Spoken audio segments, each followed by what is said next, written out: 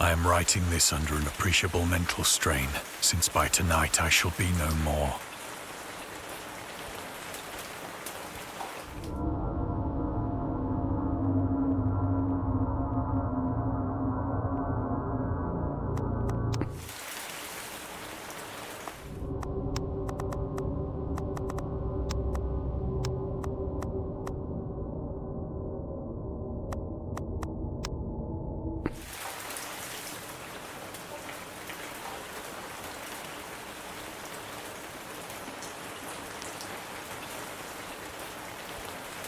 Penniless, and at the end of my supply of the drug which alone makes life endurable, I can bear the torture no longer, and shall cast myself from this garret window into the squalid street below.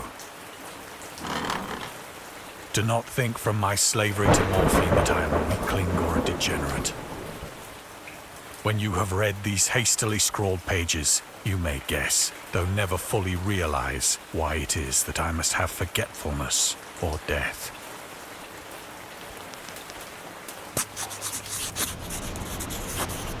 It was in one of the most open and least frequented parts of the broad Pacific that the packet of which I was supercargo fell a victim to the German sea raider.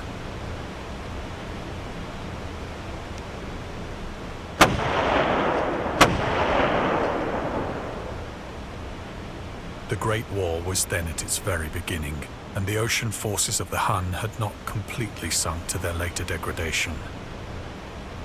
So that our vessel was made a legitimate prize, whilst we of her crew were treated with all the fairness and consideration due us as naval prisoners.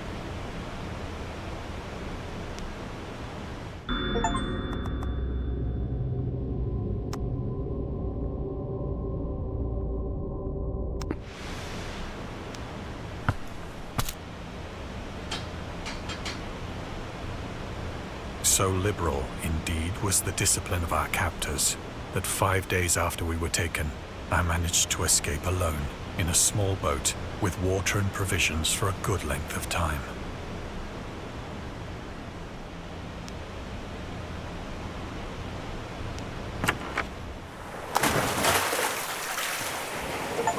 When I finally found myself adrift and free, I had but little idea of my surroundings.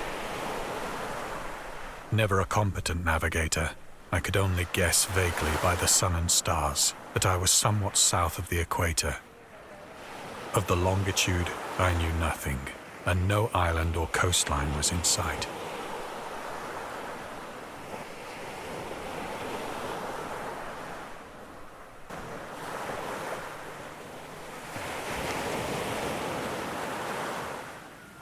The weather kept fair, and for uncounted days I drifted aimlessly beneath the scorching sun, waiting either for some passing ship or to be cast on the shores of some habitable land.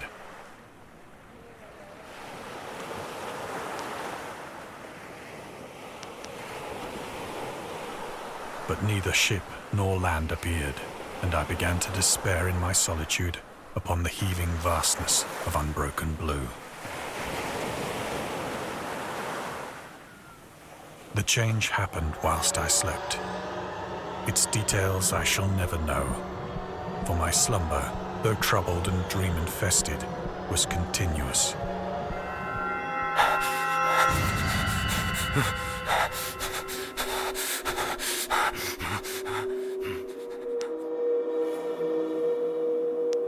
When at last I awoke, it was to discover myself half sucked into a slimy expanse of hellish black mire, which extended about me in monotonous undulations as far as I could see, and in which my boat lay grounded some distance away.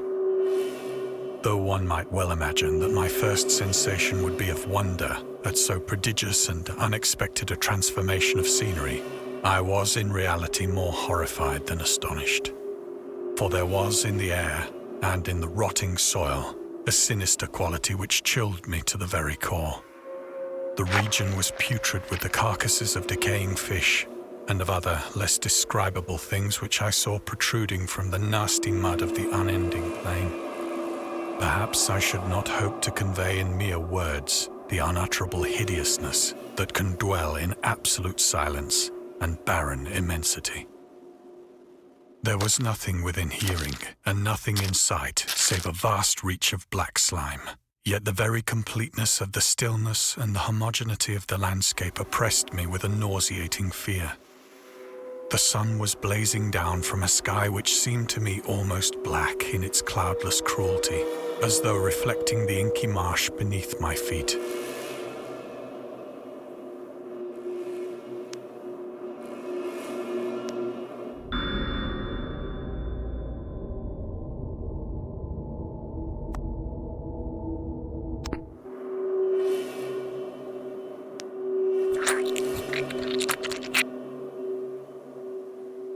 As I crawled into the stranded boat, I realized that only one theory could explain my position. Through some unprecedented volcanic upheaval, a portion of the ocean floor must have been thrown to the surface, exposing regions for which innumerable millions of years had lain hidden under unfathomable watery depths. So great was the extent of the new land which had risen beneath me, that I could not detect the faintest noise of the surging ocean, straining my ears as I might. Nor were there any seafowl to prey upon the dead things.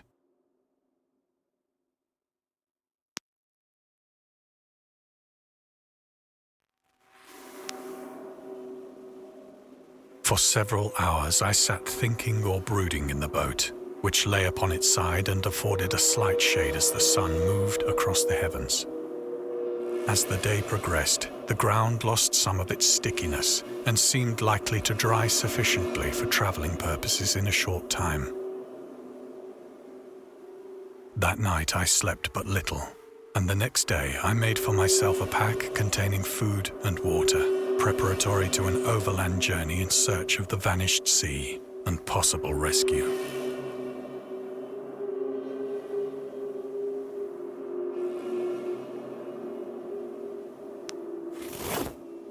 On the third morning, I found the soil dry enough to walk upon with ease.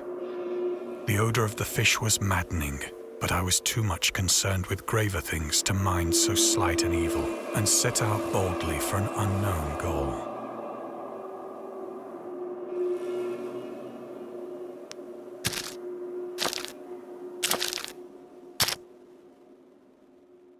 All day I forged steadily westward, guided by a faraway hummock which rose higher than any other elevation on the rolling desert.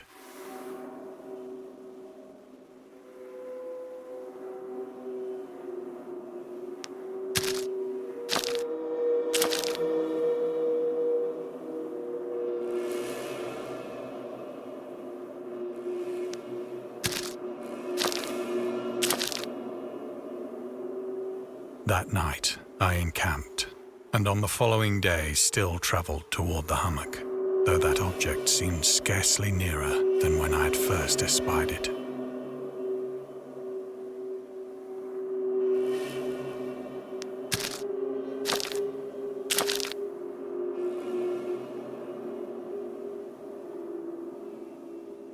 By the fourth evening, I attained the base of the mound, which turned out to be much higher than it had appeared from a distance.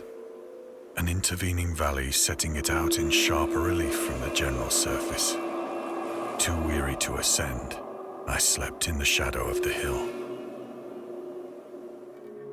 I know not why my dreams were so wild that night, but ere the waning and fantastically gibbous moon had risen far above the eastern plain, I was awake in a cold perspiration, determined to sleep no more. Such visions as I had experienced were too much for me to endure again. And in the glow of the moon I saw how unwise I had been to travel by day. Without the glare of the parching sun, my journey would have cost me less energy. Indeed, I now felt quite able to perform the ascent which had deterred me at sunset. Picking up my pack, I started for the crest of the eminence.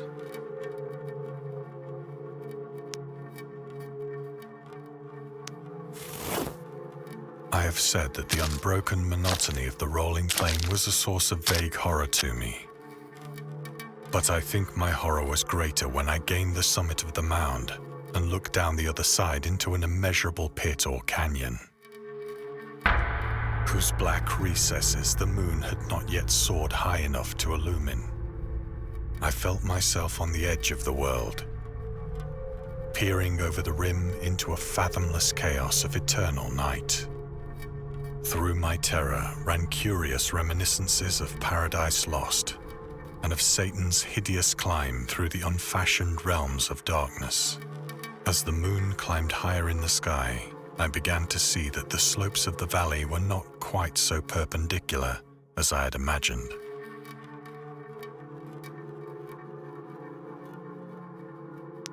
Ledges and outcroppings of rock afforded fairly easy footholds for a descent, whilst after a drop of only a few hundred feet, the declivity became very gradual.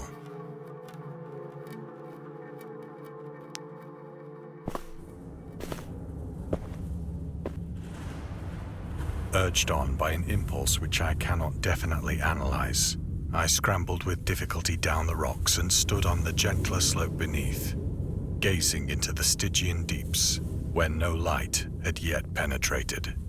All at once, my attention was captured by a vast and singular object on the opposite slope, which rose steeply about 100 yards ahead of me.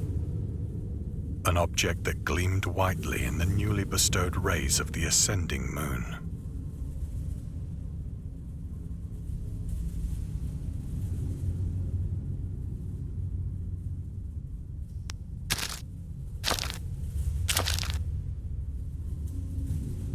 That it was merely a gigantic piece of stone, I soon assured myself. But I was conscious of a distinct impression that its contour and position were not altogether the work of nature. A closer scrutiny filled me with sensations I cannot express.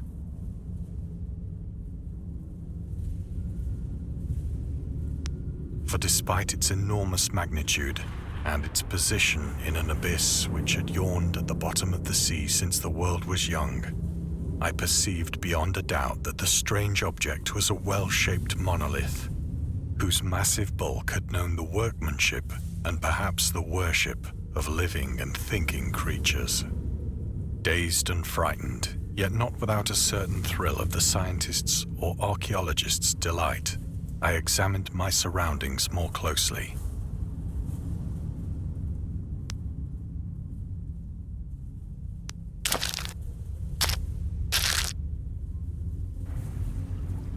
The moon, now near the zenith, shone weirdly and vividly above the towering steeps that hemmed in the chasm, and revealed the fact that a far-flung body of water flowed at the bottom, winding out of sight in both directions and almost lapping my feet as I stood on the slope. Across the chasm, the wavelets washed the base of the Cyclopean monolith, on whose surface I could now trace both inscriptions and crude sculptures.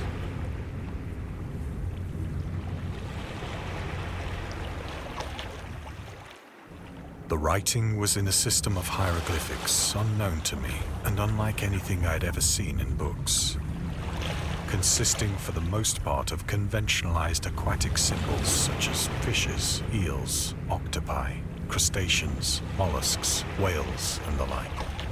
Several characters obviously represented marine things which are unknown to the modern world, but whose decomposing forms I had observed on the ocean-risen plain. It was the pictorial carving, however, that did most to hold me spellbound.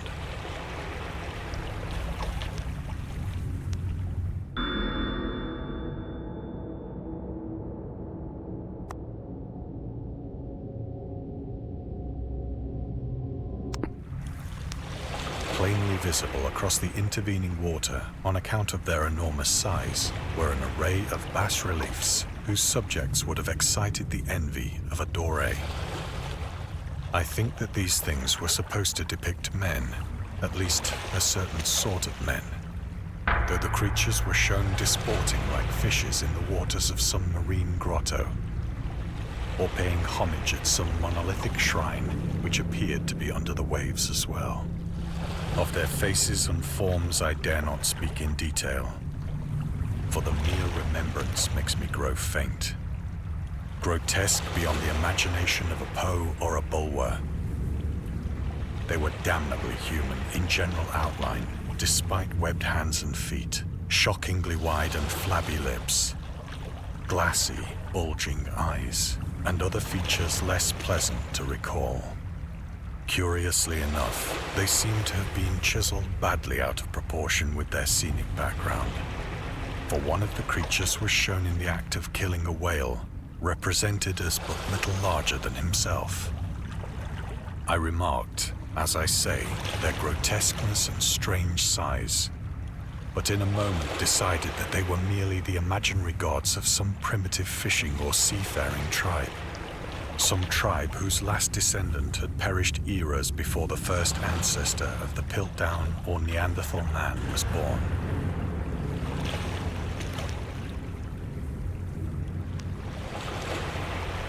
Awestruck at this unexpected glimpse into a past beyond the conception of the most daring anthropologist, I stood musing whilst the moon cast queer reflections on the silent channel before me. Then, suddenly, I saw it. With only a slight churning to mark its rise to the surface, the thing slid into view above the dark waters. Polyphemus-like and loathsome, it darted like a stupendous monster of nightmares to the monolith, about which it flung its gigantic scaly arms, the while it bowed its hideous head and gave vent to certain measured sounds. I think I went mad then. Of my frantic ascent of the slope and cliff, and of my delirious journey back to the stranded boat, I remember little.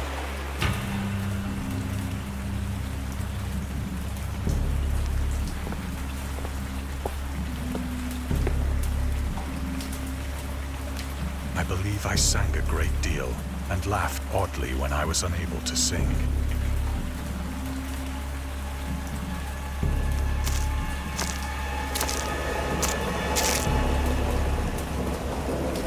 I have indistinct recollections of a great storm sometime after I reached the boat.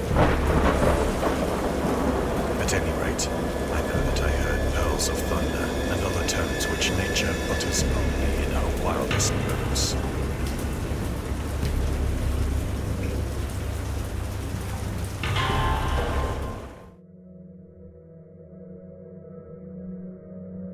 When I came out of the shadows, I was in a San Francisco hospital, brought thither by the captain of the American ship which had picked up my boat in mid-ocean.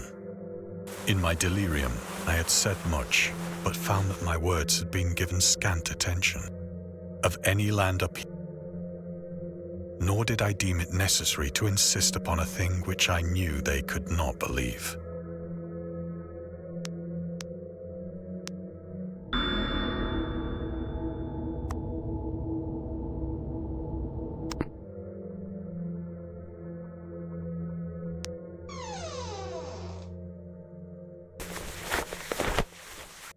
Once I sought out a celebrated ethnologist and amused him with peculiar questions regarding the ancient Philistine legend of Dagon, the fish god.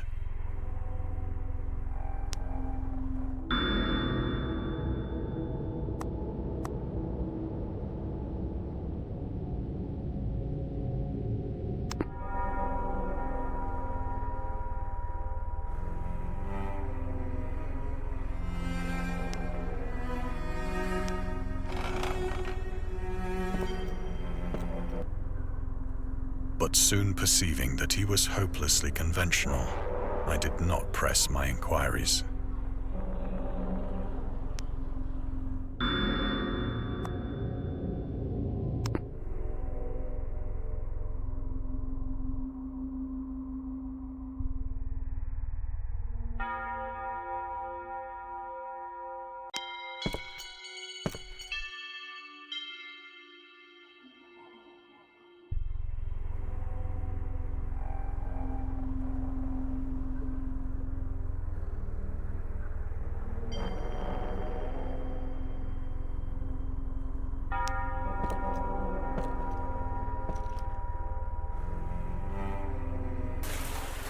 It is at night, especially when the moon is gibbous and waning, that I see the thing.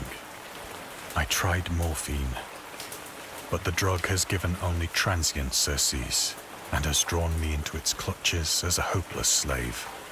So now I am to end it all, having written a full account for the information or the contemptuous amusement of my fellow men.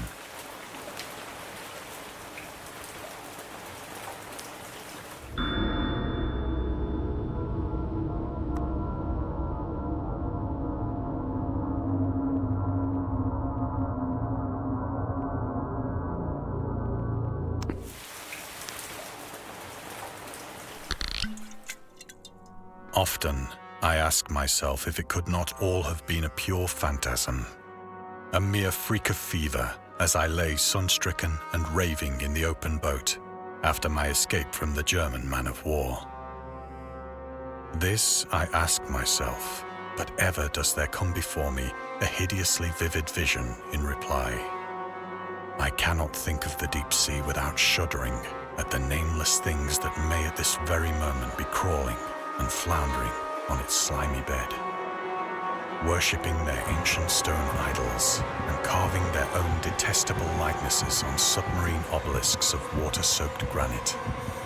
I dream of a day when they may rise above the billows to drag down into their reeking talons the remnants of puny, war-exhausted mankind.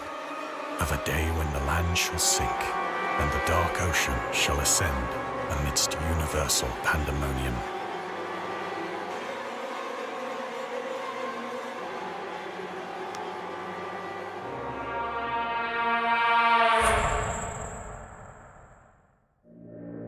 The end is near. I hear a noise at the door, as of some immense slippery body lumbering against it.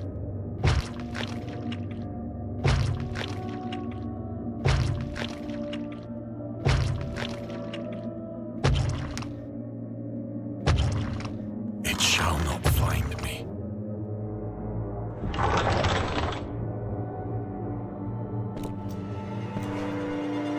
God, that hand!